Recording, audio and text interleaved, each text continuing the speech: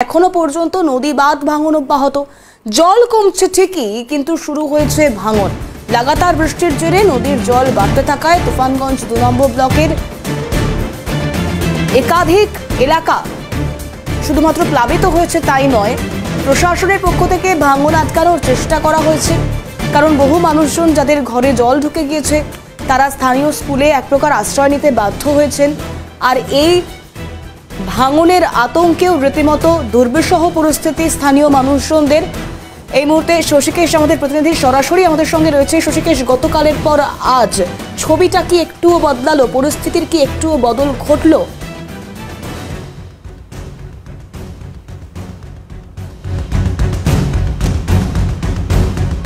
দেখো তিথি, তোমাকে বলবো যে পরিস্থিতি একদিকে বদল হয়েছে তো অন্যদিকে কিন্তু চিন্তার ভাঁজ পড়েছে। যেহেতু নদীর জল নামতে শুরু করেছে সেই ক্ষেত্রে বাড়িগুলো থেকে কিন্তু জল নেমেছে।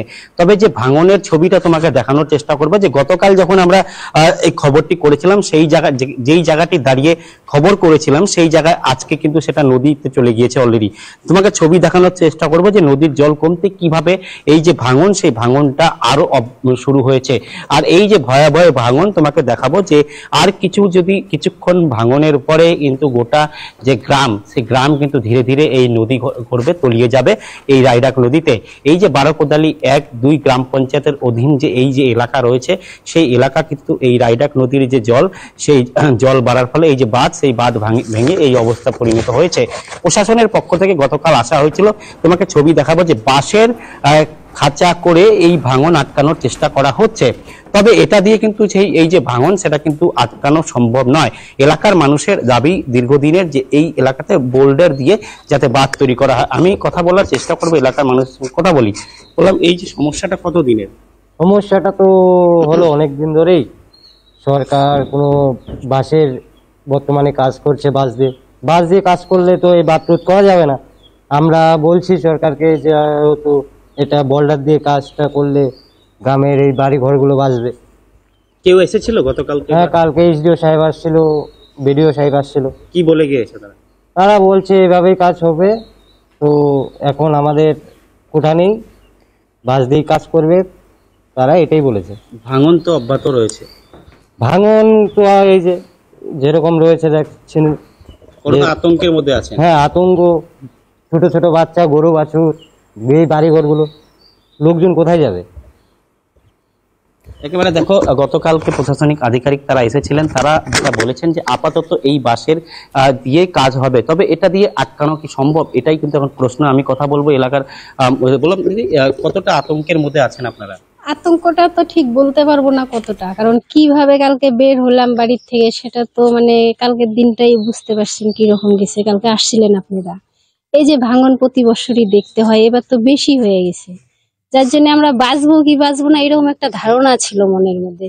পরে সবাই বললো বের হয়ে যাও, পরিস্থিতি খুব খারাপ। আর কালকে ওই দিকে পুরো ধার ছিল।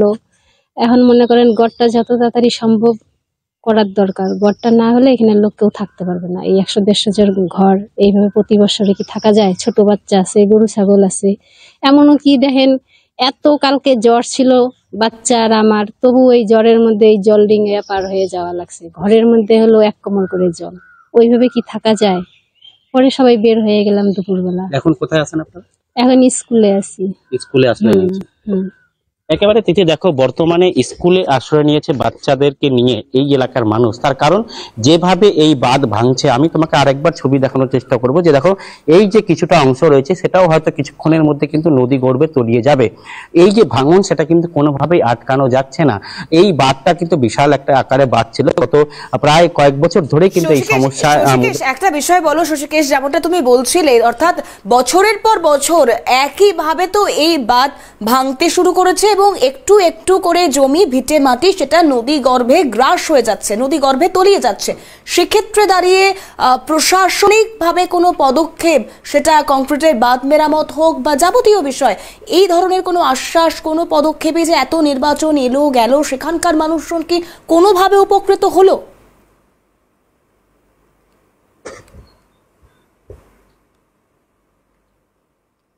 একেবারে তিথি, এই প্রশ্নতে তোমাকে জানাবো যে এই যে প্রতি বছরে কিন্তু এলাকায় যখনই ভাঙন শুরু হয় বা জল বাড়ে, এলাকার যারা জনপ্রতিনিধি তারা কিন্তু আসেন, প্রতিশ্রুতি দেন, কিন্তু কোনো রকম কাজ হয় না। গতকালই স্থানীয় যারা প্রশাসনিক আধিকারিক তারা এসেছিলেন, এমনটাই কিন্তু স্থানীয়রা জানাচ্ছেন। তবে যেটা তোমাকে ছবি দেখাবো যে এইভাবে ভাঙনটা আটকানোর চেষ্টা করা হচ্ছে বাঁশের খাঁচা দিয়ে। তবে এটা দিয়ে কি এই ভাঙন আটকানো সম্ভব? তার কারণ যেভাবে নদীর জল বেড়েছিল, তারপরে নদী জল যতটা কমবে তত ভাঙন কিন্তু বেশি হবে। আমি কথা বলবো এই এলাকার মানুষের সঙ্গে। বললাম দাদা, প্রতি বছর তো এই ভাঙন হচ্ছে, গত করে দেয়। হ্যাঁ, প্রতি বছর এই ভাঙনটা হচ্ছে, মোটামুটি 4-5 বছর থেকে ভাঙনটা হচ্ছে। তো যারা প্রশাসনিক আধিকারিক তারা আসেন, আপনারা বলেছিলেন? হ্যাঁ বলেছি, আসে আর বলে আশ্বাস দেয় না কাজ হবে কাজ হবে। এখন আমরা প্রথম স্তরে যে কাজ, বাঁশের কাজ, এটা দিয়ে করতে হবে, তারপর আমরা পাথরে বাদ দেবো।